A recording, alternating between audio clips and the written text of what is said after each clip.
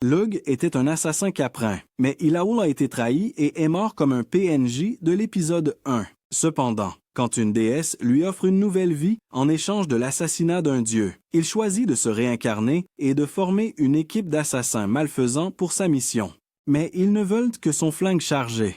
Avant sa réincarnation, il était un assassin dans un autre monde et était en mission le jour de sa mort. Après avoir éliminé ses cibles, le tueur à gages et son partenaire sont arrivés à leur planque. Après avoir fait leur rapport à leur organisation, ils ont pris leur faux passeport et se sont rendus à l'aéroport. Malheureusement, le plan a été détourné en plein vol et le tueur à gages a déduit que c'était l'œuvre de l'organisation et que sa dernière mission était un prétexte pour se débarrasser de lui. Il a tenté de piloter l'avion en lieu sûr après avoir trouvé les 2 pilotes morts, mais il ne pouvait rien faire contre le chasseur qui les prenait en chasse. À la fin, l'avion a été abattu et il a accepté son sort. Ses dernières pensées étaient de l'agacement, car il n'arrivait pas à croire que l'organisation le trahirait après qu'il ait passé toute sa vie à faire leur sale boulot. Après sa mort, il s'est retrouvé dans un endroit étrange, et une femme qui s'est présentée comme une déesse lui a dit qu'elle pouvait le faire renaître dans un autre monde avec tous ses souvenirs intacts. La seule chose qu'il avait à faire en retour était d'assassiner le héros qui détruirait le monde. Elle lui a expliqué que le monde dans lequel il renaîtrait était un monde fantastique avec des épées et de la magie, et a rempli son esprit de toutes les informations concernant ce monde. Elle lui a également permis de choisir ses compétences et ses attributs, afin qu'il ait une chance de se battre contre le héros le moment venu. Une fois sa sélection de compétences et d'attributs terminée, la déesse l'a informé qu'il naîtrait dans la noble maison de Tuatha Dei, une famille qui gagnait sa vie grâce à l'assassinat. Peu de temps après, elle l'a renvoyé sur les roses, et il est né instantanément dans le couple heureux Tuatha Dei.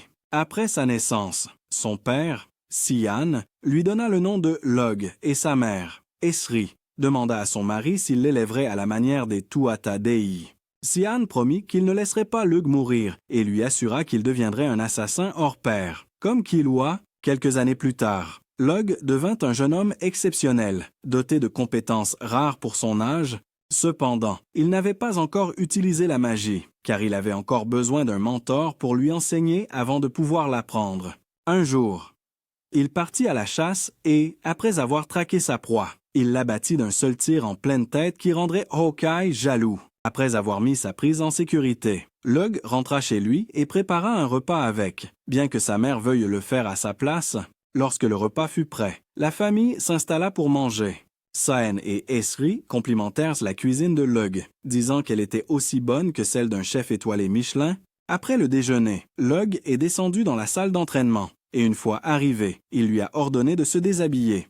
C'était pour pouvoir l'examiner et prendre note de la souplesse de ses articulations et du développement de ses muscles et de sa structure osseuse. L'examen avait lieu une fois par semaine, et à chaque fois, Sian utilisait les résultats pour déterminer le prochain programme d'entraînement de Lug. Après l'examen de Tsian, il informa Lug qu'il allait pratiquer une chirurgie magique et lui donner les yeux mystiques de la famille Tuatha Dei. Ces yeux étaient un secret transmis dans la famille, et ils renforçaient la vue de l'utilisateur, lui permettèrent de percevoir le mana d'une autre personne, et lui donnaient également un tas d'autres avantages que ceux qui avaient des yeux normaux n'avaient pas. Quelques jours après l'opération, le préadolescent sosie de Gojo était dans le jardin avec sa mère quand son père est venu prendre de ses nouvelles. L'homme lui dit qu'il était temps d'enlever son bandage. Et une fois qu'il l'eut enlevé, Lug découvrit qu'il voyait mieux qu'avant. Ses nouveaux yeux étaient si performants qu'il pouvait voir au loin sans utiliser de jumelles, et percevoir le mana en regardant une personne. Son père l'informa alors qu'il lui avait trouvé un tuteur pour lui enseigner la magie, ce qui excita beaucoup Lug. Le jour où il rencontra son tuteur, sa mère l'habilla en fille et refusa qu'il se change. Son tuteur, qui, à sa grande surprise, n'était pas beaucoup plus âgé que lui, s'appelait Daya Vicones, et elle prouva qu'elle était digne de son rôle en lui montrant un aperçu de ses capacités magiques. Après son énorme feu d'artifice, Daya et Lug allèrent au jardin pour commencer leur entraînement, qui, selon elle, ne durerait que 2 semaines.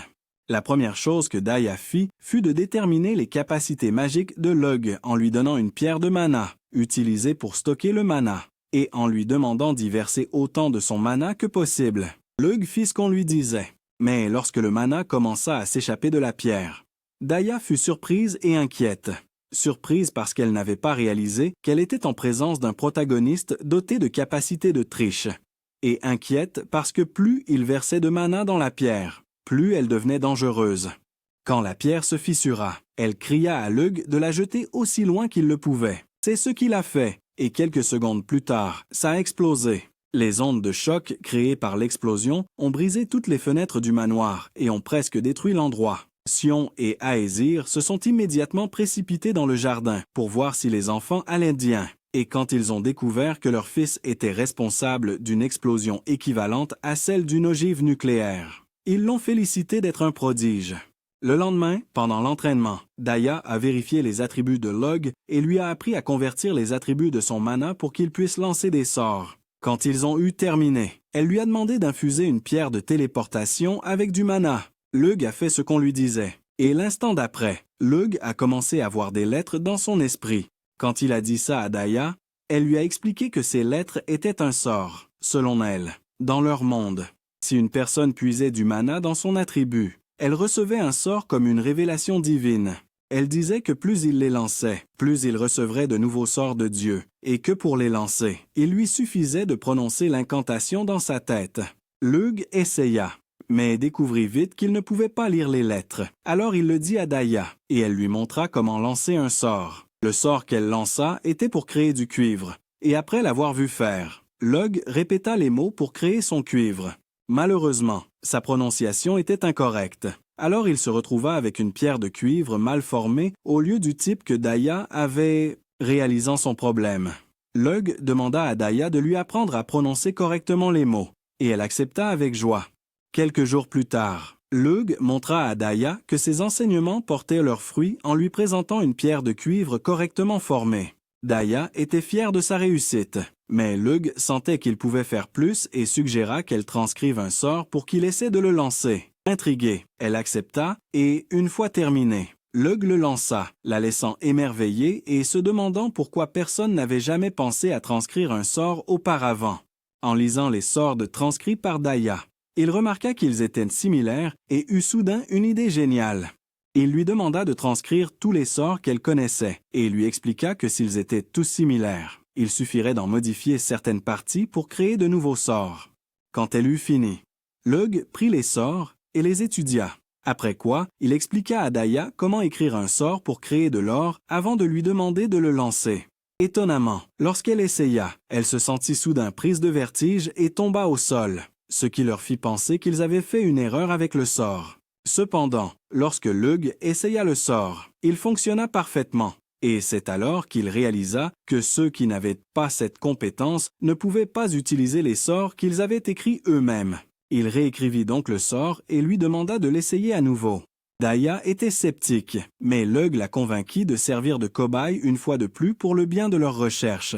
Et heureusement, ça a marché, elle a créé de l'or, ce qui l'a remplie de joie et l'a poussée à dire qu'elle demanderait à Lug de transcrire tous les nouveaux sorts qu'elle inventerait à l'avenir. Un autre jour, ils sont allés ailleurs pour tester leurs nouveaux sorts afin que personne ne sache ce qu'ils tramaient. Le sort qu'ils ont inventé a créé un fusil qui utilisait la magie du feu pour projeter des balles, et ils l'ont appelé « Feu ». Daya était ravie d'avoir un nouvel objet magique. Lug sentait qu'il avait encore besoin de plus de puissance de feu s'il voulait vaincre le héros. Alors, il a modifié le sort. Cette modification a créé un canon qui a provoqué une grande explosion lorsqu'il l'a tiré sur un rocher situé au milieu de l'eau. La veille du départ de Daya, Lug a créé un couteau et le lui a offert, disant que c'était sa marque de gratitude pour lui avoir enseigné la magie et l'avoir sauvé d'avoir à faire face à l'insupportable professeur Snape à Poudlard. En échange de son enseignement sur la façon de créer de nouveaux sorts, Daya a donné à Lug la pierre lointaine qu'elle portait en collier et lui a fait promettre de venir la voir quand elle le souhaiterait. Le lendemain, après le départ de Daya, Sian a emmené Lug dans une prison pour criminels condamnés à mort et lui a expliqué que les prisonniers deviendraient ses outils d'apprentissage. Son premier cobaye était une jeune fille accusée de vol, de meurtre et d'incendie criminel. Et Sian a dit à Lug de l'exécuter de la manière qu'il jugeait la meilleure. La jeune fille a pleuré et a supplié Lug de lui épargner la vie. Mais toutes ces supplications sont tombées dans l'oreille d'un sourd, car le garçon a utilisé sa lame pour lui trancher la main. Il a expliqué que la perte de sang garantirait qu'elle ne ressente aucune douleur en mourant. Et la fille s'est énervée. Immédiatement, elle est passée du remords à la vengeance et a commencé à l'insulter. Mais cela ne changeait rien au fait qu'elle allait quand même mourir. 3 ans plus tard, Lug et ses parents sont allés au marché pour voir comment se portaient les gens. Son père a fait remarquer à quel point la récolte de cette année était bonne. Mais sa mère, excessivement dramatique, était occupée à se plaindre que Lug n'avait plus besoin d'elle parce qu'il l'avait repoussée quand elle avait suggéré qu'ils partagent un biscuit, ignorant ses parents. Lug a utilisé son Sharingan, Sari, ses yeux mystiques, pour rechercher quelqu'un qui avait du mana. La personne qu'il a trouvée était trop âgée pour servir le but. Alors il a regardé autour de lui pour voir s'il y avait quelqu'un d'autre. Malheureusement, dans toute la ville, personne d'autre ne possédait de mana, car c'était surtout les nobles et leurs familles apparentées qui en avaient. Cela le mettait dans une situation délicate, car il voulait recruter quelqu'un qui l'aiderait dans ses assassinats. Cependant, il décida d'être patient. Quelques jours plus tard, il partit à la chasse, et en cherchant une proie, il sentit une meute de loups à proximité, collant son oreille au sol. Il écouta attentivement et en déduisit qu'ils se rapprochèrent d'une proie, décidant de la leur voler. Lug se dirigea dans la direction des loups et, en arrivant, il fut surpris de voir que la proie était une jeune fille. Immédiatement, il tira sur le loup et sauta pour lui tendre ses affaires, afin de pouvoir se battre librement. Utilisant la magie, il créa des gantelets de protection pour ses bras et se déchaîna sur les cabots affamés. Les loups ont essayé de maîtriser Lug, mais il les a éliminés calmement, comme si ce n'étaient pas des animaux mortels.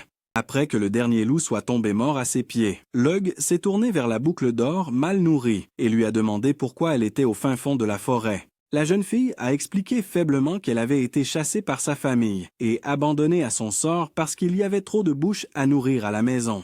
Elle a dit qu'un bon samaritain lui avait dit que la région de Tuatha-Dé était riche. Alors elle était venue là dans l'espoir de rencontrer quelqu'un qui l'accueillerait. Après avoir écouté ce qui aurait pu être le début de l'histoire de l'arc de méchante de la jeune fille, Lug a installé un campement et a préparé de la bouillie. Quand elle a été cuite, il en a mis dans un bol et a dit à la jeune fille que si elle mangeait trop vite, il ne lui en donnerait pas une deuxième portion.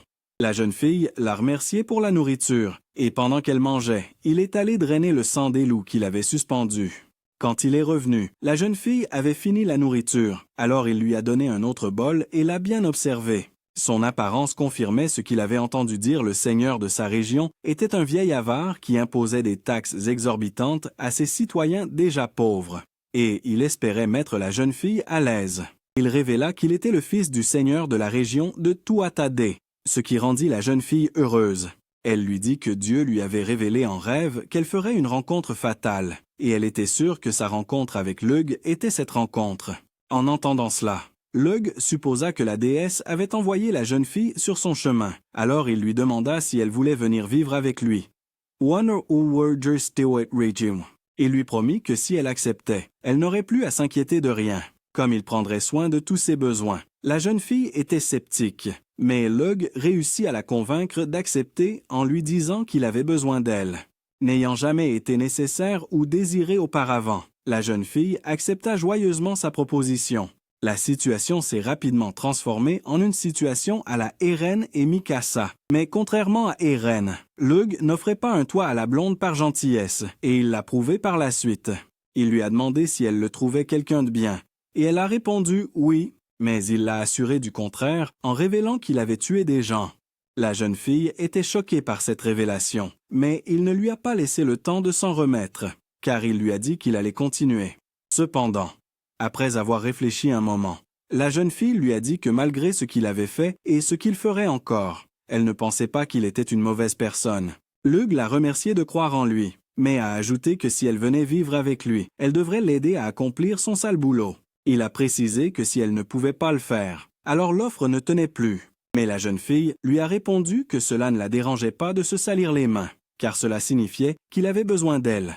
Lug lui tendit alors la main, et après qu'il lui eut dit son nom, la jeune fille se présenta à lui comme étant Tar.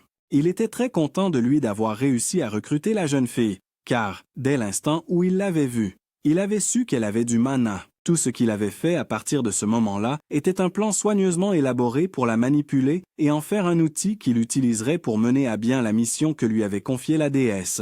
et cela a fonctionné à merveille. 2 ans après que Lug ait sauvé Tar et l'ait ramené à la maison, la jeune fille était non seulement devenue une magnifique ambassadrice de la pastèque, mais aussi une excellente servante digne de devenir le prochain Alfred Pennyworth. Les parents de Lug chantaient les louanges de Tar, car ils n'auraient pas pu rêver d'une meilleure servante pour leur fils. Après le petit déjeuner ce matin-là, Tar alla dans la salle d'entraînement pour voir Lug, et il lui ordonna de se déshabiller afin qu'il puisse l'examiner de la même manière que son père l'examinait. Le fait est qu'avant d'autoriser l'entraînement de Tar en tant qu'assassin, Sian avait dit à Lug qu'il était seul responsable d'elle, et il avait ajouté que si jamais elle les trahissait, Lug devrait s'en débarrasser lui-même. Lug avait accepté les conditions de son père et avait entraîné Tart pour qu'elle devienne une assassin exceptionnelle. Les seuls problèmes qu'il rencontrait encore avec elle étaient son incapacité à utiliser correctement un couteau au combat et son incapacité à le surprendre avec ses attaques furtives. Néanmoins, il était sûr qu'avec plus d'entraînement, elle pourrait s'améliorer car il savait à quel point elle était dévouée. Malheureusement, son dévouement n'a pas suffi à améliorer ses compétences au couteau, alors Lug a fabriqué une lance pliable spéciale pour elle, car elle était très douée avec les lances. Le lendemain où il lui a offert la lance, Lug s'est réveillé et a trouvé Tart sur son lit et lui a demandé pourquoi elle était là. Elle lui a expliqué qu'elle était venue lui apporter une tisane et l'avait trouvé endormi. Alors elle s'était allongée à côté de lui pour le regarder dormir comme une maniaque et s'était endormie elle-même. Après son explication, elle a remercié Lug de lui avoir donné la lance et a promis qu'avec elle, elle deviendrait quelqu'un sur qui il pourrait compter. Lug n'a pas répondu à cela, mais dans son esprit, il s'est dit que tout se passait comme prévu. Quelques jours plus tard, Lug et Tart ont visité le marché. Et là, les villageois ont offert à Lug beaucoup de choses pour le remercier de toute l'aide qu'il leur avait souvent apportée. Plus tard dans la nuit, alors que Lug était dans sa chambre, il rangea les pierres de mana qu'il avait remplies. Il s'avéra qu'il avait analysé celles que Dia lui avait offertes et avait appris à produire ces pierres. Depuis, il les remplissait de mana et les stockait pour le jour où il devrait affronter le héros. Alors qu'il finissait de ranger les pierres, Tar frappa à sa porte, et quand elle entra, elle l'informa que son père le demandait. Lug descendit immédiatement dans la salle d'entraînement pour voir Sian, et quand il arriva, Sian lui demanda un rapport d'avancement. Lug informa son père qu'il était sûr à 100% que Tar n'était pas une espionne. Il s'avéra que même si Sian avait permis à Lug de prendre Tart sous son aile et de la former, il se méfiait d'elle car il pensait qu'elle était une espionne envoyée pour voler leur technique. Lug expliqua que depuis qu'il avait rencontré Tart, il avait observé son comportement et sa façon de parler pour voir s'il montrait des signes de mensonge. Mais il n'en avait trouvé aucun. Après cette confirmation, Sian dit à Lug que la raison pour laquelle il l'avait convoqué était qu'il voulait lui donner les détails de son prochain entraînement. La formation comprenait 2 parties, un test et un exercice pratique. Sian expliqua que si Lug réussissait le test et l'exercice pratique, il le reconnaîtrait comme membre à part entière de la famille Tuatha Dei et commencerait à lui confier des missions d'assassinat. Confiant en ses capacités, Lug accepta de suivre la formation et Sian l'informa que le test consistait à se battre contre lui. Il précisa que la victoire de Lug importait peu, car il voulait seulement évaluer ses compétences au combat. Le soir du test, Lug et Sian se rendirent dans la forêt pour s'affronter, et Lug utilisa tout ce qu'il savait à son avantage. Lorsqu'il aperçut Sian pour la première fois, l'homme lui tira des flèches dessus, mais Lug se défendit avec ses couteaux. Il chargea ensuite son père et parvint de justesse à éviter une coupure. Mais lorsqu'il tenta de riposter, Sian lui brisa la cheville en y écrasant son coude. Utilisant sa jambe valide, Lug donna un coup de pied à Sian et s'échappa avant d'utiliser la magie pour se soigner. Quand il eut fini, Sian avait de nouveau disparu dans l'obscurité. Alors Lug imagina un plan pour s'en sortir. Les buissons à côté de lui tremblèrent, le faisant bouger, mais il réalisa vite que Sian lui avait tendu un piège. Il réussit à esquiver le piège, mais découvrit que c'était une diversion pour le distraire de la position réelle de Sian, car l'homme apparut une seconde plus tard et tenta de le couper. Heureusement, ses réflexes se déclenchèrent et il esquiva l'attaque, mais cela le laissa vulnérable et Sian commença à l'attaquer sans relâche. Lug passa en mode défense et continua à se défendre jusqu'à ce qu'il trouve une ouverture pour frapper Sian. Quand cela se produisit, Sian se retira dans l'ombre, permettant à Lug de reprendre son souffle et de réfléchir. Il réalisa que Sian avait prédit ses mouvements et décida qu'il était temps de faire de même. Il essaya de sentir la présence de Sian, mais l'homme était plus habile qu'un ninja et masquait parfaitement sa présence. La seule chose que Sian parvint à sentir, ce furent les deux lames qui arrivaient sur lui depuis des directions opposées. Au moment où Lug dévia les deux lames, son esprit n'était pas aussi serein. Alors, quand Sian lui sauta dessus d'en haut, il ne put pas se défendre à temps et fut poignardé à l'épaule. Cependant, il avait réussi à placer son couteau sous la gorge de Sian, ce qui signifiait qu'il avait gagné le match. Sian accepta volontiers sa défaite, et alors que le soleil commençait à se lever, il aida Lug à soigner ses blessures. Ce faisant, il admit qu'il ne s'attendait pas à perdre contre Lug. Et Lug dit que Sian aurait facilement pu gagner, puisqu'il n'avait pas utilisé de magie. Sian ne le pensait pas, et critiqua même le refus de Lug d'utiliser la magie. Mais Lug lui a dit qu'utiliser la magie aurait rendu le combat insignifiant. Sian l'a ensuite félicité d'avoir compris le véritable objectif du test, et a fièrement déclaré qu'il ne restait plus qu'à Lug à acquérir de l'expérience. À partir de ce jour, Sian a emmené Lug dans toutes ses missions et lui a enseigné tout ce qu'il y avait à savoir sur le terrain.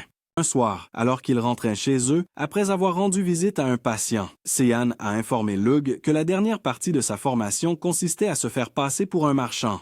Il a expliqué qu'il avait fait en sorte qu'une fausse personne naisse à peu près au même moment que Lug, chez le chef de la société commerciale Balor. Le faux enfant s'appelait Alik Balor et le chef de la famille Balor avait accepté de l'inclure dans son registre familial parce qu'il devait une faveur à Sian. Sian a ensuite dit à Lug que sa mission était de vivre comme Alik Balor pendant les 2 prochaines années, d'apprendre à être un marchand et de construire son propre réseau en utilisant cette position. Quelques jours plus tard, une fête a été organisée pour célébrer le départ de Lug et les personnes présentes étaient les membres des familles apparentées. Sian a fait l'éloge de Lug et presque tous, sauf un idiot stupide, ont convenu que Lug était prêt à se lancer dans l'épreuve finale. L'idiot en question s'appelait Rana et il a dit qu'il n'accepterait jamais Lug comme prochain chef de la famille Tuatha Dei. C'était parce qu'après la mort de Ruff, le premier fils de Sian, Rana était devenu le prochain sur la liste pour le poste. Cependant, il a été relégué après la naissance de Lug et il détestait ça. Pour régler le problème, Sian a déclaré que les 2 garçons se battraient et a dit que celui qui gagnerait serait le prochain chef de la famille. Immédiatement après que ces mots aient quitté la bouche de Kuan, Rana s'est retrouvé à la merci de Lug. Ce dernier s'étant approché de lui en douce et lui tenant un couteau sous la gorge. Rana a affirmé que Lug avait triché. Alors Sian a ordonné à Lug de ranger la lame et de se battre à main nue. Cela n'a toujours pas donné d'avantage à Rana, car Lug l'a mis au tapis en quelques secondes et tout le monde l'a acclamé. Plus tard, Lug a rendu visite à Rana pour voir comment il allait, et le garçon a admis qu'il était irrité d'avoir perdu contre quelqu'un de plus jeune que lui. Lug lui a dit de ne pas se sentir mal, car si quelqu'un devait ressentir de la colère pour avoir perdu contre lui, ce devrait être son père. Rana a été surpris par cela, car il avait refusé de croire que le grand Sian avait perdu contre un gamin quand la nouvelle est tombée.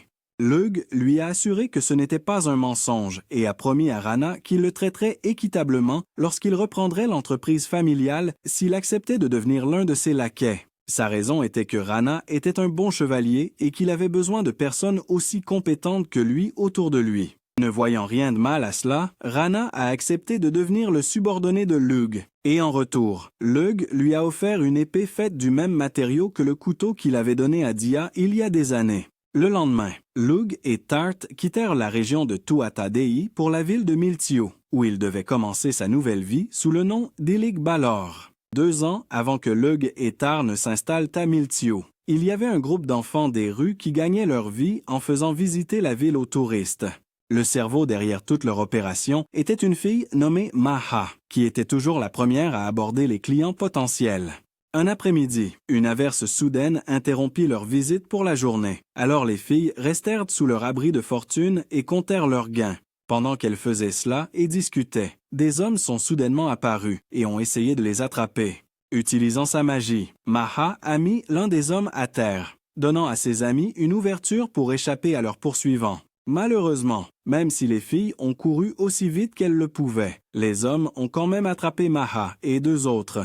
Ils les ont ensuite chargées dans un chariot et les ont conduites dans un endroit à la périphérie de la ville. Le propriétaire, Me Taurin, a informé les filles que cet endroit était leur nouvelle maison et leur a dit que tant qu'elles feraient ce qu'on leur disait, elles n'auraient aucun problème.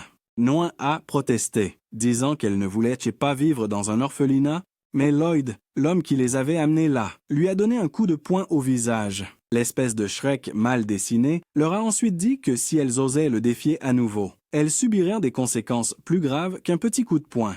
Après cela, les filles ont été emmenées dans une petite maison où leurs amies restantes avaient été gardées et elles ont toutes été soulagées que personne n'ait été blessé. Awif, la plus âgée des filles, a expliqué à Maha et aux autres que les hommes les avaient amenés là pour de l'argent. Il s'est avéré que la femme du seigneur de la région donnait généralement de l'argent aux personnes qui recueillaient des enfants sans famille, et Thorin a décidé qu'il voulait profiter de cet argent. Les filles discutaient encore de cette prétendue situation de famille d'accueil dans laquelle elles avaient été placées lorsque Lloyd est revenu avec un sac de nourriture. Il a jeté le sac par terre et a dit aux filles qu'il contenait de quoi manger pendant une semaine. Après son départ, les filles se sont levées et ont préparé quelque chose avec les maigres rations qu'on leur avait fournies. Assises autour de la table, fixant leur nourriture, elles ont exprimé leur tristesse face à la situation dans laquelle elles se trouvaient. Cependant, elles essayaient de voir le bon côté des choses et s'encourageaient en se disant qu'elles étaient toutes ensemble. Les jours suivants, elles étaient traitées plus mal que Cendrillon et étaient frappées pour la moindre petite chose en essayant d'accomplir les tâches qui leur étaient assignées. Thorin grondait Lloyd pour les avoir frappées, non pas parce qu'il s'en souciait, mais parce qu'il les considérait comme de la marchandise qu'il ne voulait pas abîmer. Cet après-midi-là, il est venu avec un vicomte, qui a fait le tour de l'atelier et, après avoir regardé chaque fille, a payé Thorin et lui a dit qui il devait amener à son logement ce soir-là. Ce soir-là, pendant que les filles préparaient le dîner, Lloyd est venu chercher Ifa et Maha. Une fois les deux filles dehors, il a ordonné à Ifa de se déshabiller, puis lui a versé un seau d'eau dessus. Après quoi, il a ordonné à Maha de la frotter pour la nettoyer et de l'habiller avec une des belles robes qu'elles avaient confectionnées auparavant. Une fois Ifa habillée et maquillée, elle est partie avec Lloyd, mais elle est revenue quelques heures plus tard. L'air triste et bouleversé, elle a couru à la grange pour pleurer et quand Maha l'a trouvée, elle l'a supplié de rester à l'écart. Alors Maha est restée là et l'a laissé vider son cœur. Malheureusement, c'était la dernière fois qu'Ifa a montré une quelconque émotion, car plus elle était prostituée, plus la lumière s'éteignait dans ses yeux. Bientôt, elle divertissait ce vieux porc sale de Thorin, et quand les autres se sont plaintes à Lloyd de la façon dont Ifa était traitée, il leur a dit de se taire. Peu de temps après, les filles restantes, à l'exception de Maha, ont commencé à travailler comme escorte pour les nombreux hommes avec lesquels Thorin faisait affaire. Un soir, après leur tour de Noyenne de l'endroit où on l'avait envoyée, elle s'est cachée dans la grange, pleurant comme Ifa la première fois qu'on l'a donnée. Finalement, elle s'est lassée de pleurer et a décidé qu'elle en avait assez d'être une vache à lait pour Thorin. Alors, avant que Maha ne puisse réagir, elle a commencé à se taillader le visage avec une faucille. Maha a réussi à lui enlever l'outil, mais le mal était déjà fait, et Noyan a déclaré en larmes que personne ne voudrait d'elle maintenant qu'elle ressemblait à un monstre de Frankenstein. 2 ans après l'incident, Maha était en route pour servir le thé à Thorin lorsqu'elle l'a entendu, lui et Lloyd, parler d'elle. Il s'est avéré qu'ils étaient en prêts à la vendre comme ils l'avaient fait avec les autres filles. Et le pire, c'est que Thorin exprimait son désir impie de la dompter et de la faire sienne. Terrifiée, Maha a couru à la grange tandis que les images des visages tristes et brisés de ses amis lui traversant l'esprit. Arrivée là-bas, elle a ramassé une faucille, se demandant si faire la même chose que Noyan aurait empêché les horreurs qui allaient de s'abattre sur elle. Mais elle n'a jamais eu l'occasion de le découvrir. C'est parce que Lug, déguisé sous son faux personnage Dillig, est soudainement apparu derrière elle et lui a dit que les larmes ne lui allaient pas. Plus tard, Thorin a rassemblé toutes les filles dans l'atelier et leur a présenté Lug, expliquant que Lug voulait en prendre une sous son aile. Lug s'est alors approché de Maha et, après lui avoir demandé ce qu'elle était, lui a dit que c'était elle qu'il voulait intégrer à sa famille. Au début, Thorin a essayé de dissuader Lug de prendre Maha, mais Lug a offert plus que ce que l'imitation de Ems Krabs avait l'intention de la vendre. Alors il a accepté le marché. La seule condition qu'il a posée était que Lug revienne chercher Maha dans 3 jours, affirmant qu'elle avait besoin de se préparer correctement à son départ. Immédiatement, Maha a déduit ce que ce fils de pute louche tramait et a essayé de supplier Lug de l'emmener sur le champ. mais Thorin l'a réduite au silence d'un regard noir. Bien sûr, Lug l'a remarqué et a dit à Thorin qu'aucun mal ne devait arriver à Maa parce qu'elle faisait désormais partie de sa famille, et Thorin lui a donné sa parole. Cette nuit-là, Maa fut lavée et habillée pour sa première sortie. Alors que la calèche se dirigeait vers le logement de l'inutile porc qui la payait, Thorin lui dit qu'à son retour, il jouerait avec elle jusqu'à ce que Lug vienne la chercher. Révolté par la façon dont il la touchait et ne voulant pas être souillé, Maa sauta de la calèche et essaya de s'enfuir. Malheureusement, Lloyd utilisait aussi le mana. Il la rattrapa donc avant qu'elle n'aille loin. Maa le supplia de la laisser partir, et il lui dit qu'il ne le ferait que s'il pouvait goûter à son nectar intact. Il était en train de faire courir ses mains sales sur son corps quand Lug est apparu et l'a roué de coups. Thorin arriva peu après, et il dit à Lug qu'il ne pouvait pas emmener Maa avec lui. Mais Lug répondit qu'il le pouvait parce que Thorin avait rompu sa promesse de ne pas lui faire de mal. Lloyd s'est relevé à ce moment-là, alors Thorin lui a ordonné d'attaquer Lug et Maa. En disant qu'il vendrait Lug à un royaume voisin, Lloyd a exécuté les ordres de Thorin et s'est fait sévèrement battre par Lug, qui a ensuite tenu Thorin sous la menace d'un couteau. Pendant ce temps, Tar s'est fait passer pour Maa et est allé rendre visite au noble qui l'avait payé, alors que l'homme était en train de lui arracher ses vêtements. Des gardes ont fait irruption et ont annoncé qu'il était en état d'arrestation pour trafic, à son grand effroi. Le lendemain, au lever du soleil, les filles ont montré à Nwen que son visage autrefois défiguré avait été guéri, et Maa a finalement pu rentrer chez elle avec Lug. Quelques semaines plus tard, Balor a présenté à Lug les papiers d'adoption de Maa, qui montraient qu'elle était désormais membre de la famille Balor. Un autre jour, Balor a rendu visite à Lug avec le plan d'un magasin appartenant à sa société commerciale et lui a expliqué qu'il voulait que Lug reprenne le magasin. Il servait autrefois de magasin d'alcool, mais il a mal marché et a échoué comme ma dernière relation. Alors il espérait que Lug lui trouverait une meilleure utilité. Lug accepta de s'occuper du projet, promettant de trouver une idée qui ne serait pas un fiasco comme toutes celles de Plankton pour voler la recette du Krabby Patty. Plus tard ce soir-là, après que Lug soit rentré chez lui, il dîna avec Tar et Maa, et alors qu'ils étaient encore à table, il leur parla de la visite de Balor. Il dit qu'il avait déjà une idée de ce qu'il voulait que soit le magasin, et l'expliqua aux filles, qui furent d'accord pour dire que c'était bien.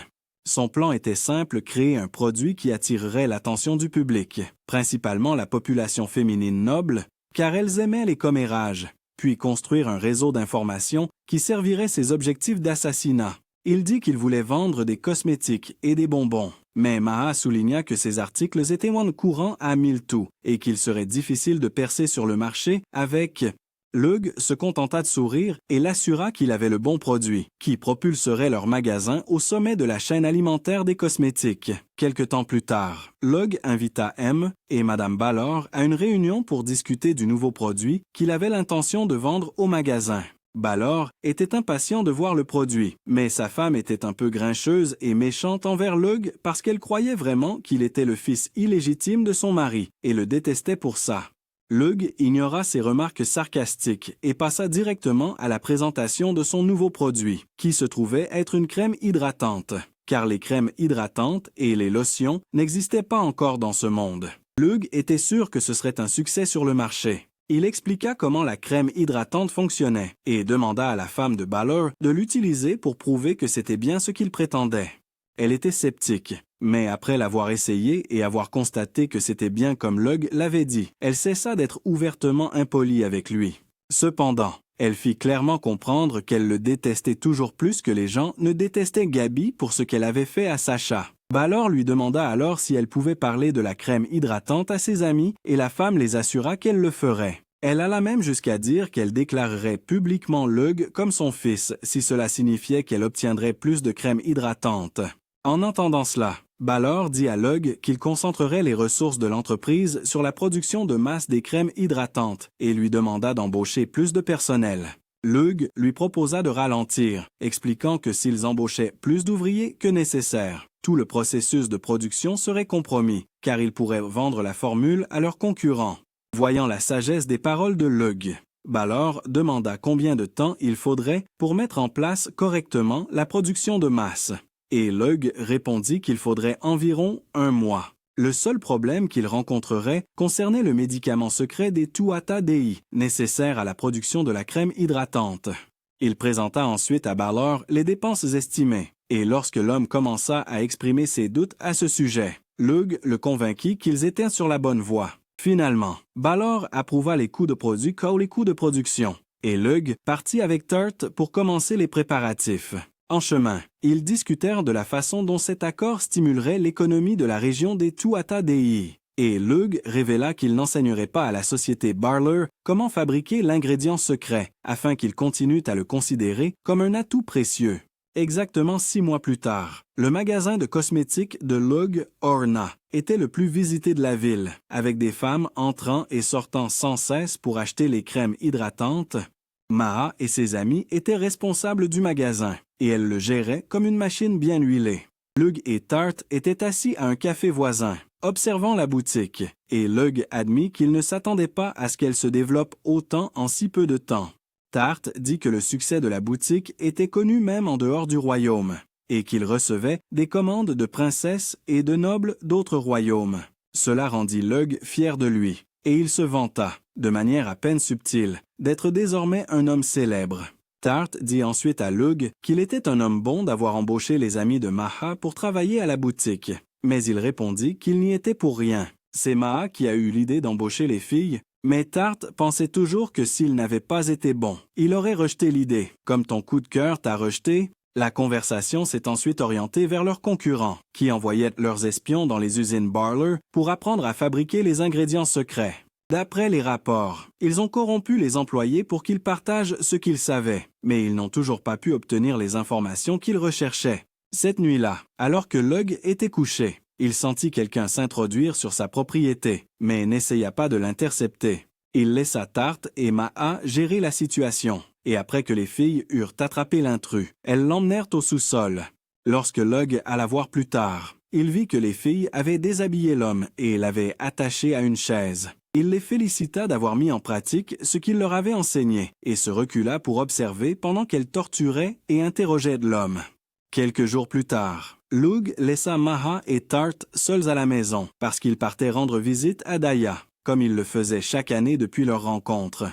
Daya fut heureuse de le voir à son arrivée, et ils passèrent le reste de la journée à examiner les sorts qu'elle avait écrits, à manger du chocolat, à boire du thé et à se raconter leur vie. Quand il fut temps pour lui de partir, ils se dirent au revoir, et il promit de la revoir le mois suivant. Quand il rentra chez lui, Tart et Maha vinrent dans sa chambre pour passer la nuit. Au réveil, Lug découvrit que son petit soldat était déjà au garde-à-vous avant même qu'il n'ouvre les yeux, quand les filles comprirent ce qui se passait. Elles essayèrent de le convaincre de les laisser lui faire une gâterie à la main et une fellation. Mais Lug refusa, car il ne voulait pas que leur relation change. Quelques nuits plus tard, 2 amis de Maha rentrèrent chez elle quand 2 hommes les attaquèrent et essayèrent de leur voler leur argent. Heureusement, Maha arriva juste à temps, comme les super nanas, et les sauva. Quelque temps après cet incident, Tart revint du champ de bataille où Lug l'avait envoyé pour acquérir plus d'expérience au combat. La jeune fille présenta à Lug les boutons qu'elle avait pris sur les corps de ses ennemis, et Lug lui fit remarquer que ce comportement était celui de psychopathe. Il lui dit aussi qu'il avait entendu des histoires sur ses exploits sur le champ de bataille et que tout le monde l'appelait la Vierge guerrière rapide comme l'éclair. Tart n'aimait pas ce nom et supplia Lug de ne pas l'appeler ainsi. Alors il se tut et prit une gorgée de sa boisson tout en observant Orna depuis sa table. L'entreprise était toujours florissante et il demandait à Maha de l'utiliser pour recueillir des informations et gérer l'argent. Lug était également occupé, car sa popularité naissante lui avait valu des invitations à des fêtes exclusives organisées par les nobles de la région. Assister à ces fêtes lui offrait des relations et des informations qui pourraient durer 2 vies. Plus tard ce jour-là, Lug a rencontré Maha, et elle l'a informé que tout avait été mis en place pour qu'elle gère le magasin pendant son absence. Il se trouvait que les 2 années que Sian avait accordées touchaient à leur fin, et il voulait que Maha continue à gérer le magasin pendant qu'il reprenait sa vie normale. Elle a promis de développer la marque et a également partagé ses plans pour l'étendre à d'autres endroits. L'un des endroits qu'elle avait trouvé était un local commercial appartenant à une entreprise commerciale autrefois florissante, qui vendait ses actifs. Lug a reconnu l'endroit car Lors de ses recherches sur Maha, il avait découvert que ce magasin était le premier que son père avait ouvert. Le père de Maha était un marchand qui possédait une célèbre compagnie de commerce. Mais lui et sa femme ont été assassinés par son bras droit, qui a pris le contrôle de la compagnie. Au lieu d'essayer de devenir Batman, Maha avait fui sa ville natale après la mort de ses parents, car elle avait peur de subir le même sort. En examinant les plans, Lug en a déduit que Maha essayait de récupérer ce qui appartenait à sa famille. Cela l'a incité à dire à Maha qu'il se fichait qu'elle mêle ses problèmes à leurs affaires. Tant qu'elle obtenait des résultats positifs, Maha était reconnaissante qu'il n'essaie pas de l'arrêter ou de la décourager et a promis de ne pas le décevoir. À ce moment-là, on a frappé à la porte, alors Maha a demandé aux filles d'entrer, puisque c'était elles qui étaient là. Une fois dans la pièce, elles ont offert à Lug une tisane qu'elles avaient achetée pour lui dire au revoir. Ils l'ont remercié pour ce qu'il avait fait pour eux et ont exprimé leur tristesse de le voir partir. Cependant, il a promis de ne pas les oublier et leur a demandé de veiller sur le magasin pendant son absence. Quelques jours plus tard, Maha a aidé Lug à préparer son départ de Miltou pour Tuatha Dei et a été surprise quand il a rendu à ses cheveux leur couleur d'origine. Quand Tar est entré dans la pièce, vêtu de sa tenue habituelle, Maha a complimenté son apparence. Plus tard, les trois sont sortis, mais avant que Lug et Tar ne montent que dans leur carrosse, ils se sont arrêtés pour parler à Maha. Lug lui a rappelé qu'elle était responsable d'Orna et de tout ce qu'Illig Balor laissait derrière lui et a promis de maintenir son entreprise à flot. Tar s'est excusé de la laisser seule à Miltou, car les deux s'étaient liés d'amitié pendant la période qu'elles avaient passée ensemble. Maha, lui, a assuré qu'elle n'était pas fâchée et a dit qu'elle était contente que Lug ait Tar avec lui. Même si elle était jalouse de ne pas pouvoir les accompagner, elle a ensuite donné à Lug la poupée miniature qu'elle avait faite pour qu'il se souvienne d'elle, et a admis que depuis leur première rencontre, elle avait douté de lui. C'était à cause du conseil que son père lui avait donné douter des gens avant d'apprendre à leur faire confiance. Maha lui a dit qu'elle savait que la seule raison pour laquelle il la voulait était parce qu'elle avait du mana et qu'il voulait l'utiliser pour mener à bien ses missions. Cependant, malgré cette raison égoïste, elle était heureuse qu'il la trouve utile et qu'il ait choisi de la garder à ses côtés. Plus tard, pendant le trajet vers la région de Tuatha Dei, la calèche a rencontré des monstres loups. Tar a demandé au conducteur de se mettre à l'abri à l'intérieur de la calèche, tandis qu'elle demandait à Lug de lui permettre de s'occuper seule des monstres. Après avoir reçu le feu vert de Lug, Tar a sorti sa lance et a facilement abattu les monstres sans transpirer. Lug était impressionné par sa façon de se déplacer, car cela montrait à quel point elle s'était améliorée au cours des 2 dernières années. Après avoir félicité Tart pour son excellent travail, Lug observa les environs et se dit que le héros ne tarderait pas à se montrer, puisque les monstres commençaient à envahir le territoire humain. Quelque temps plus tard, leur carrosse arriva à Tuatha Dei. Mais avant de rentrer, Lug et Tart s'arrêtèrent pour parler aux habitants. Les gens étaient heureux de revoir leur jeune maître, et pour le remercier de son affaire avec les Balor, ils lui offrirent des produits alimentaires. Lorsque le carrosse arriva enfin au manoir de Tuatha Dei, Esri serra Lug dans ses bras comme si sa vie en dépendait. Elle lui dit combien il lui avait manqué et qu'il n'avait plus le droit de repartir. Mais Lug lui fit remarquer qu'elle était absurde. Quand elle eut fini de l'étouffer, elle se tourna vers Tar et la remercia d'être restée avec son fils grincheux. Lug demanda où était son père, et sa mère lui dit qu'il était dans son bureau. Alors Lug partit lui parler. Quand il entra dans le bureau, Sian leva les yeux de son travail et accusa réception de sa présence, après quoi il le félicita d'avoir terminé sa formation finale. Il a dit que Lug était devenu un homme, au vrai sens du terme, et qu'il était fier de lui. Pour en venir aux faits, il a expliqué à Lug qu'il l'avait envoyé se former en tant que marchand, pas seulement pour acquérir des informations et des contacts qui l'aideraient en tant qu'assassin, mais pour lui faire découvrir une vie différente de celle des Tuatha Dei. Il lui a confié qu'il pensait que Lug pouvait réussir à la fois comme assassin et comme marchand, et a révélé que Balor était venu lui parler à ce sujet. Balor pensait que Lug ferait un excellent marchand et lui avait recommandé d'arrêter d'être un assassin et de se concentrer sur le commerce. Sian a dit qu'il n'empêcherait pas Lug si celui-ci décidait que Balor avait raison et qu'il ne voulait pas vivre sa vie comme un assassin. Lug a demandé à Sian de se calmer et a expliqué que même s'il avait apprécié son temps en tant que marchand, rien ne changerait le fait qu'il était né pour être un vrai Tuatha Dei.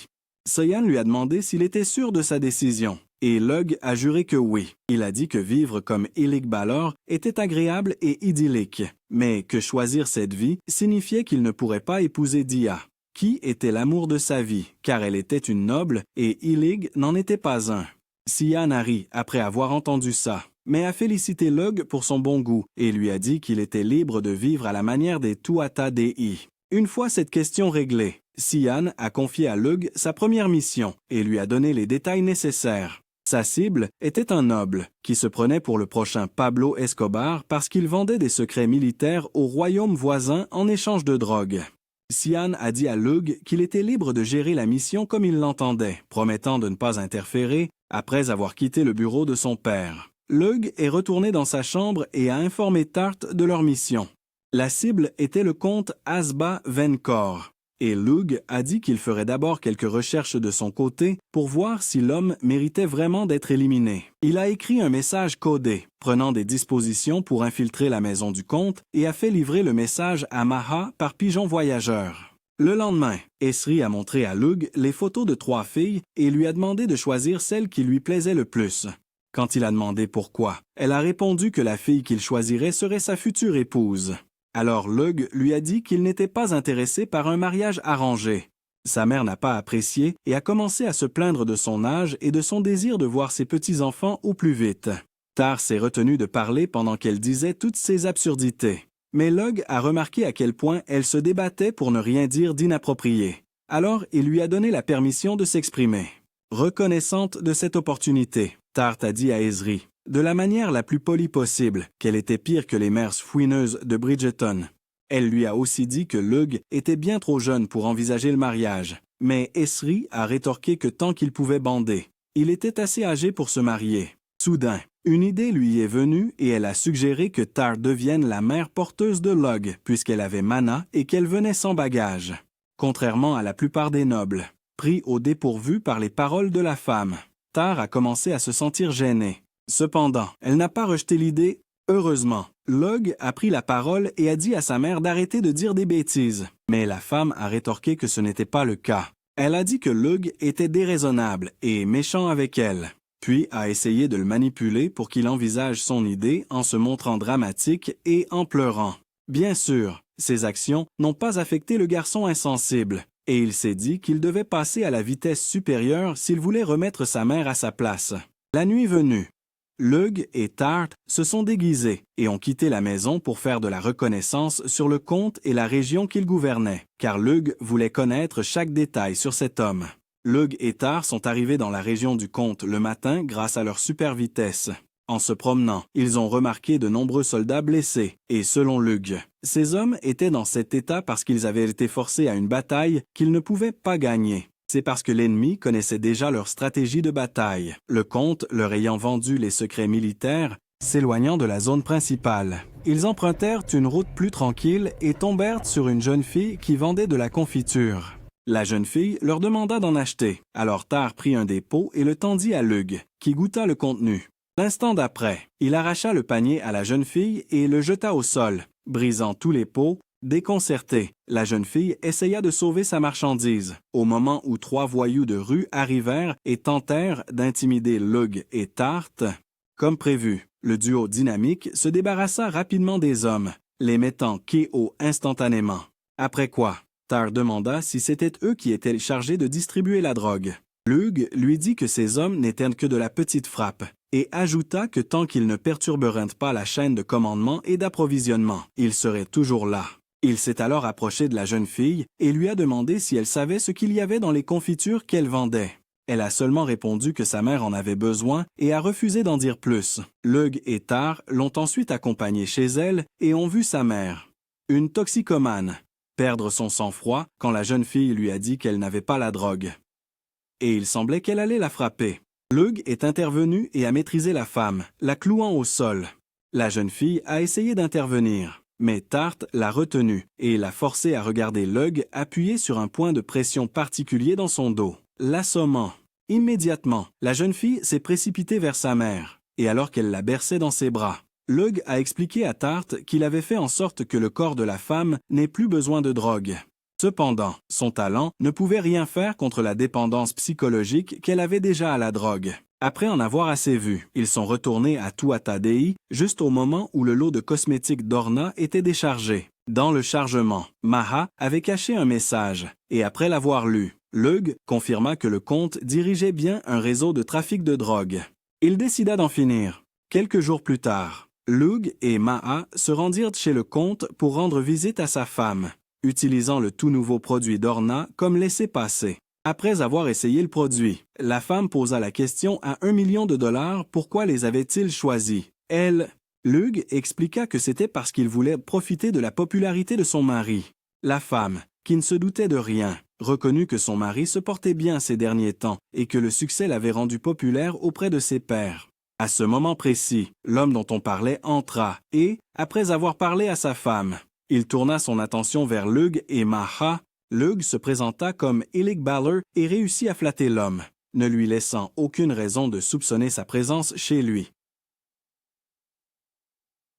Venkor les a remerciés d'avoir redonné le sourire à sa femme, ajoutant qu'elle aimait ses cosmétiques presque autant qu'elle l'aimait lui. Il alla ensuite dire au revoir à sa femme, car il avait encore des affaires à régler, et Lug se contenta d'observer la scène en silence. Un autre jour, Lug fut invité à une fête à la résidence Venkor, et comme d'habitude, il était entouré de ses fans admirateurs. Cependant, lorsque la femme du comte arriva avec une nouvelle crème hydratante, les femmes le laissèrent seul et se précipitèrent vers elle. Venkor s'approcha alors de Lug avec un verre de vin et s'excusa d'avoir exploité sa popularité pour le bien de sa fête. Lug l'assura qu'il n'était pas offensé et essaya de parler affaires avec lui. Mais Venkor lui dit que son entreprise était petite et pas du genre à intéresser la société commerciale Balor. Lug ne répondit pas à cette déclaration, mais il ne put s'empêcher de fixer l'homme après cela. Pendant ce temps, Lug se mêlait aux invités, trinquait avec du Maha et gardait un œil constant sur sa cible.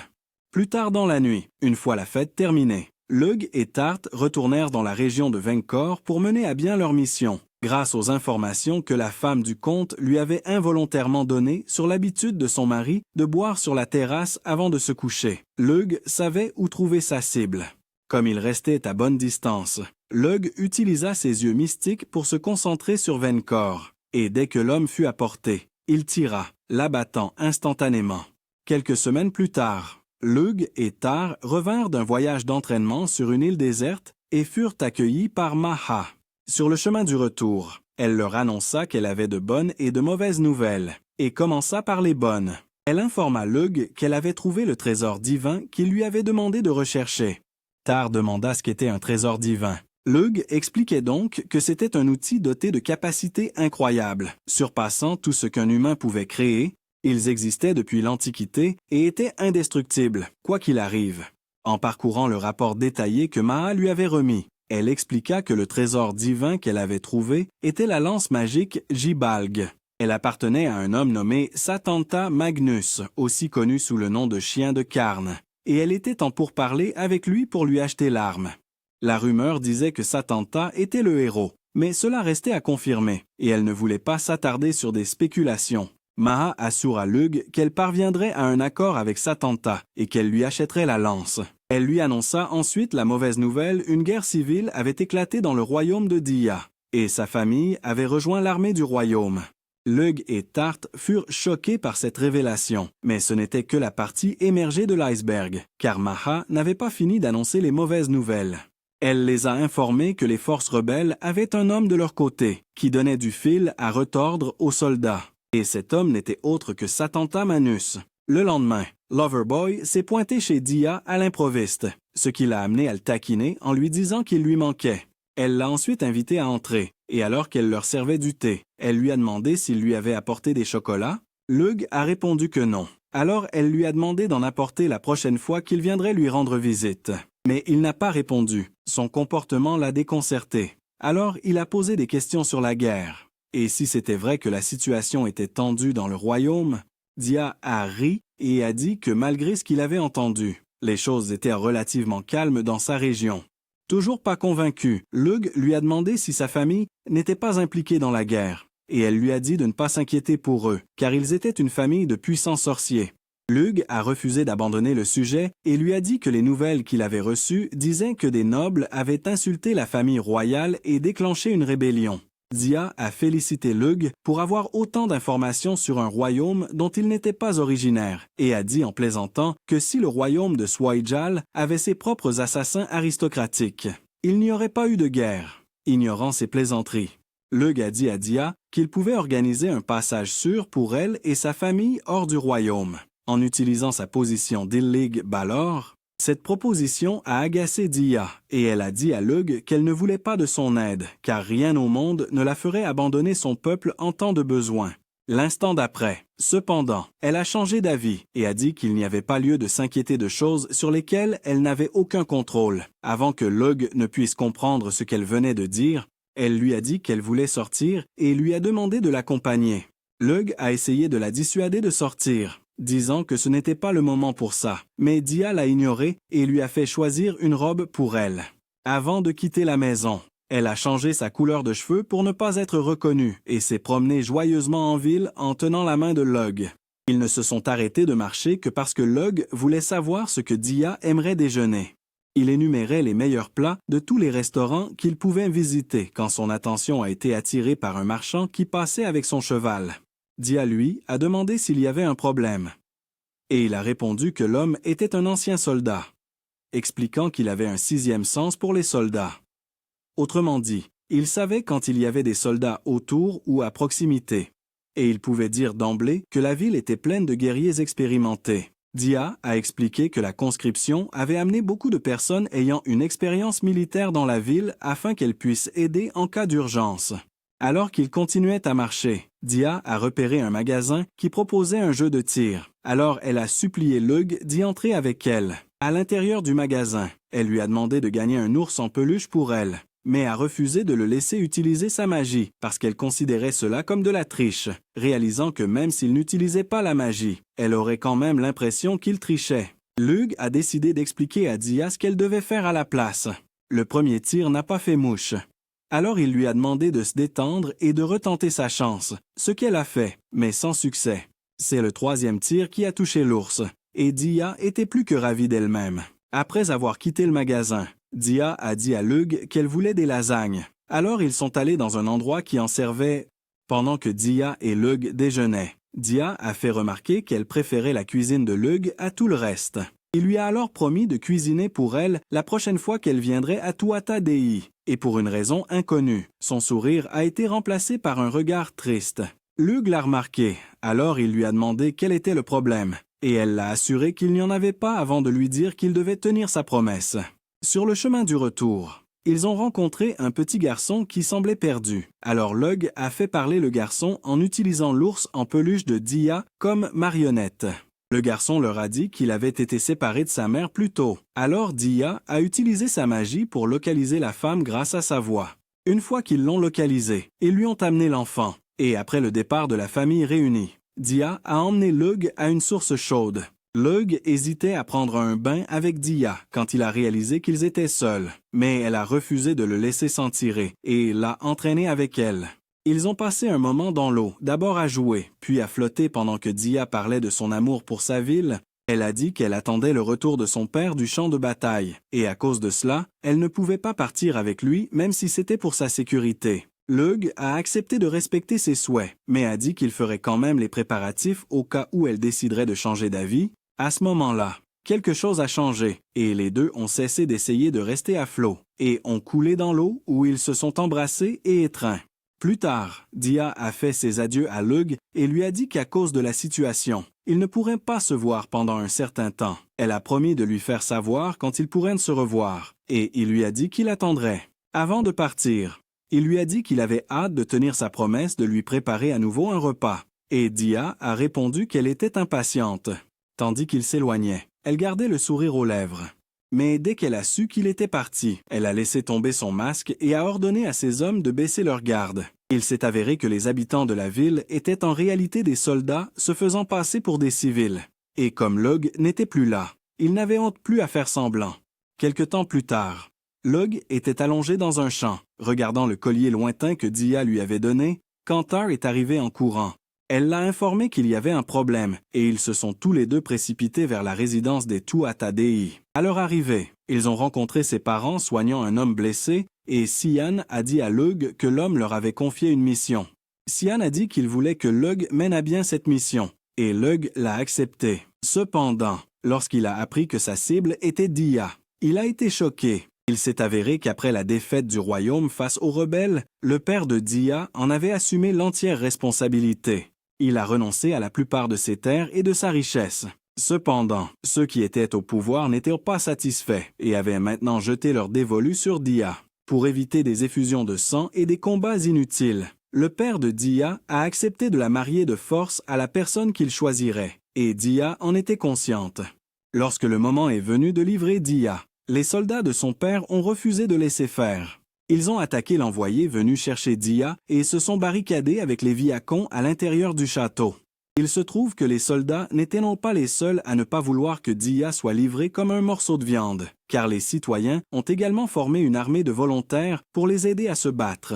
Quand la nouvelle parvint à la famille royale, elle déclara le comte instigateur d'une nouvelle guerre civile et ordonna à ses troupes d'assiéger la région des Viacons. En déduisant qu'il voulait mettre fin à la guerre en mettant fin à la vie de Dia, Lug demanda qui était le commanditaire. Et Sian révéla qu'il s'agissait du père de Dia, le comte Vicon.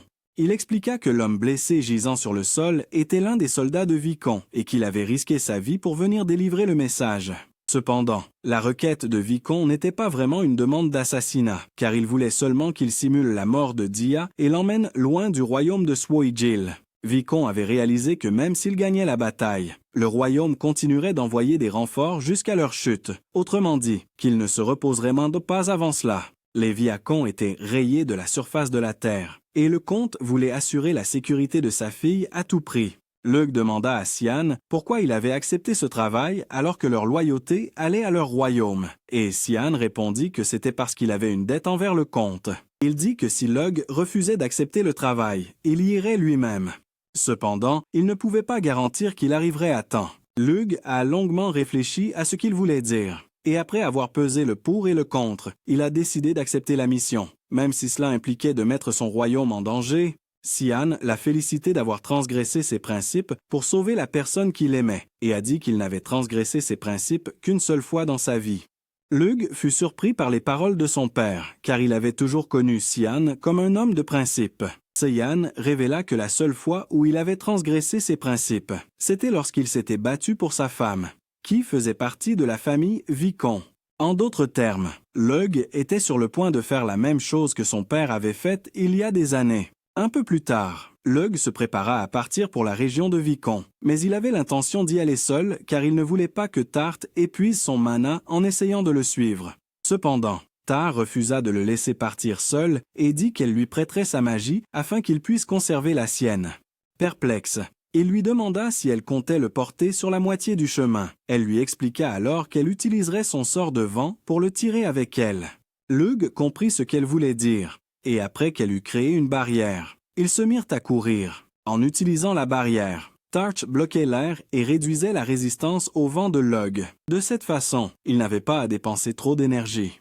Non seulement ça, mais elle le tirait aussi avec une pression négative, ce qui, d'une certaine manière, était presque comme si elle le portait. Lug appréciait cela, mais il ne pouvait s'empêcher de s'inquiéter pour Tar, car la servante en faisait beaucoup et se surmenait pour lui. Tar ne semblait pas se soucier de se surmener, car tout ce qu'elle voulait, c'était être utile à Lug.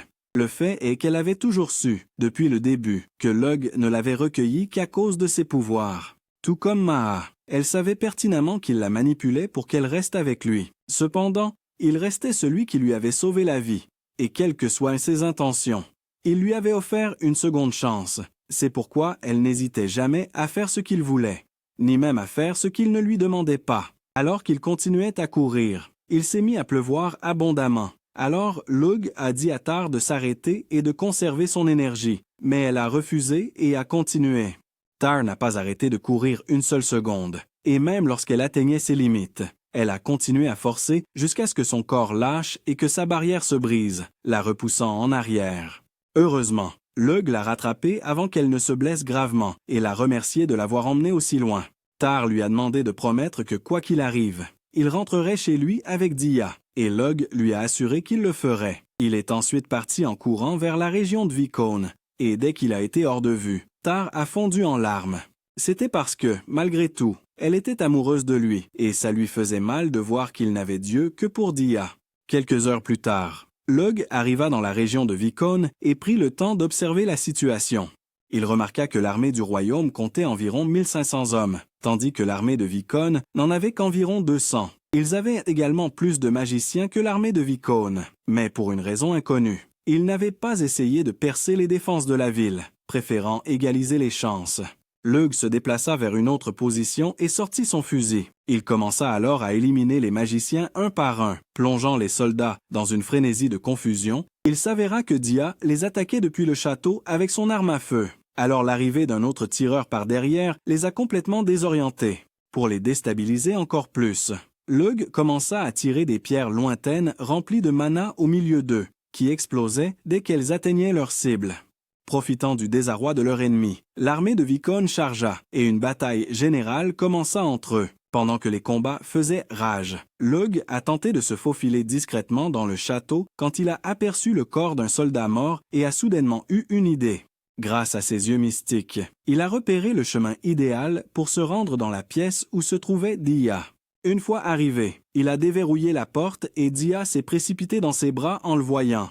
Voyant leur proximité, le comte s'est approché et a dit qu'il était heureux de voir que sa fille serait entre de bonnes mains. L'homme s'est ensuite présenté à Lug et lui a expliqué que leurs soldats les avaient enfermés dans cette pièce parce qu'ils avaient réalisé qu'il était sur le point de se rendre à leurs ennemis. Lug lui a demandé ce qu'il comptait faire maintenant qu'il était arrivé, et l'homme a répondu qu'il irait sur le champ de bataille et attirerait l'attention de l'ennemi sur lui.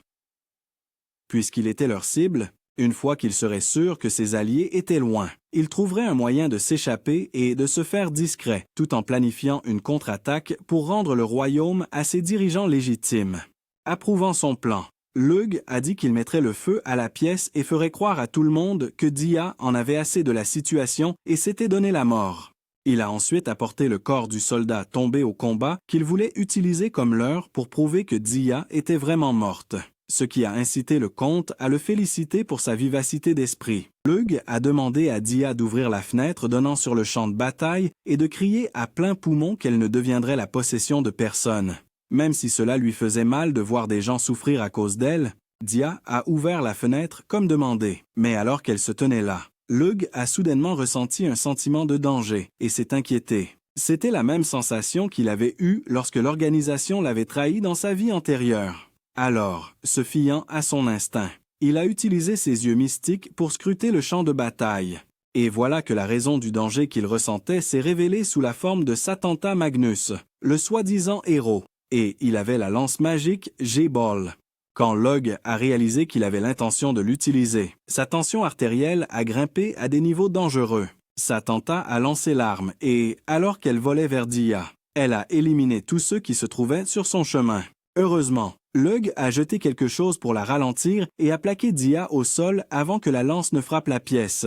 Sans surprise, malgré la gravité de l'explosion, la lance est restée intacte et est revenue à Satanta comme un boomerang. Grâce à ses yeux mystiques, Lug a vu que Satanta débordait de mana et, réalisant ce que cela signifiait pour eux, il a rapidement invoqué un canon et a tiré sur Satanta. Le comte était stupéfait d'avoir été témoin de la puissance du canon, mais le plus choquant était que Satanta était toujours vivant et en pleine forme. La seule indication qu'il avait été touché était le sang qui coulait sur son visage. À part ça, il allait bien et il a dit que c'était la première fois depuis longtemps qu'il ressentait une quelconque douleur. Lug en a déduit que Satanta possédait une compétence de rang S appelée Berserk, qui est généralement déclenchée par la colère et augmente les capacités magiques et physiques de l'utilisateur. À ce moment-là, Satanta a interpellé Lug en lui donnant deux options, le regarder massacrer tout le monde autour ou se battre en duel contre lui comme un chevalier. Il a promis que si Lug gagnait, il retirerait ses forces et leur ordonnerait de ne plus jamais attaquer les Vécones. Dia a essayé de faire refuser l'offre de Satanta à Lug, mais Lug ne disait rien. Perdu dans ses pensées, pesant le pour et le contre, il savait que la compétence Berserk de Satanta en faisait un adversaire redoutable, et qu'avec sa lance, il pouvait se débarrasser de Lug en un clin d'œil. Sachant que ses chances étaient minces, voire nulles, Lug essayait de trouver un moyen pour que lui et les autres ne finissent pas morts. Finalement, Lug accepta de se battre en duel contre Satanta, au grand effroi de Dia, et il admit qu'il perdrait le duel contre le Berserk Hulk. Dia ne comprenait pas comment il pouvait rester calme alors qu'il était sur le point d'assister à ses propres funérailles. Mais Lug l'assura qu'il irait bien. Il invoqua ce qui ressemblait à une bombe et dit à Dia qu'il était un assassin, pas un chevalier ou un héros, et qu'il utiliserait donc une méthode d'assassin pour régler le problème que représentait Satanta. Il récita ensuite une incantation pour envoyer la bombe quelque part avant de demander au comte de descendre sur le champ de bataille avec lui pour rencontrer Satanta. Lorsque Lug se retrouva face à face avec Satanta, l'homme se réjouit car il sentait qu'il avait enfin rencontré un adversaire digne de ce nom. Il a demandé son nom à Lug, et Lug lui a dit qu'il s'appelait Ferry Marconi pour garder sa véritable identité secrète. Tout en observant l'homme devant lui, Lug réalisa que ses blessures étaient complètement guéries, mais ça ne le découragea pas le moins du monde. Il demanda à Satanta s'il tiendrait sa promesse et s'en irait s'il perdait, et Satanta répondit qu'il le ferait. En entendant cela, Lug lui assura qu'il ne quitterait pas le champ de bataille vivant, ce qui fit rire Satanta qui le traita d'audacieux. Cependant, il appela un de ses soldats et lui dit que s'il venait à mourir, il devait honorer sa promesse et se retirer. Il se tourna ensuite vers Lug et demanda à ce qu'ils commencent leur duel. Mais Lug essayait de gagner du temps, alors il demanda à Satanta d'ordonner à ses hommes de s'éloigner. Il dit qu'il n'y avait aucune raison pour que les hommes soient pris dans leur duel. Alors Satanta accepta et leur ordonna de s'éloigner. Le comte est également parti, mais avant, il a souhaité bonne chance à Lug et a prié pour qu'il survive.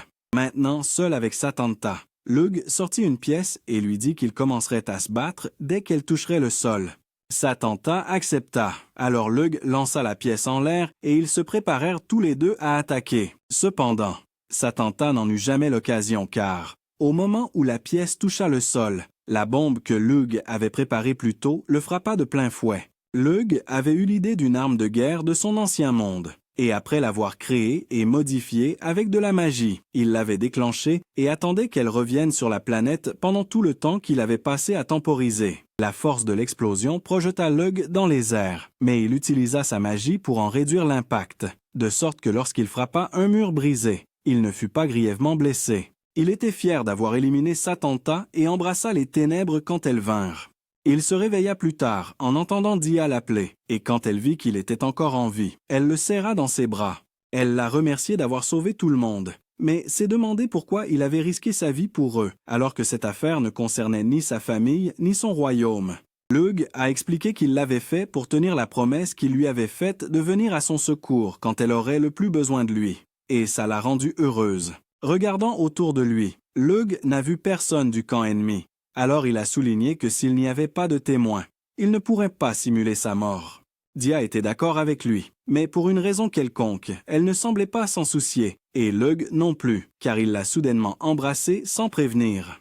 Quelques jours plus tard, Lug est rentré chez lui avec Dia, tandis que son père et son peuple ont quitté la région de Vekon pour leur sécurité. Dans les jours qui ont suivi, les choses sont revenues à la normale. Alors Sian a convoqué Lug dans son bureau pour parler avec lui. Esri et Tart, il a été convenu qu'ils laisseraient les gens croire que Dia était leur fille, car elle ressemblait beaucoup à Esri. L'identité de Dia étant clarifiée, Sian informa Lug que le héros était apparu dans leur royaume. Lug fut choqué car cela signifiait qu'il avait gaspillé son sort sur quelqu'un qui n'était pas le héros. Ignorant les pensées qui traversèrent l'esprit de son fils, Sian demanda à Lug de surveiller la situation car l'apparition du héros signifiait que le seigneur démon allait bientôt apparaître lui aussi. Pensez-vous que Lug aurait une chance contre le vrai héros ou se ferait-il encore avoir avec Icegate?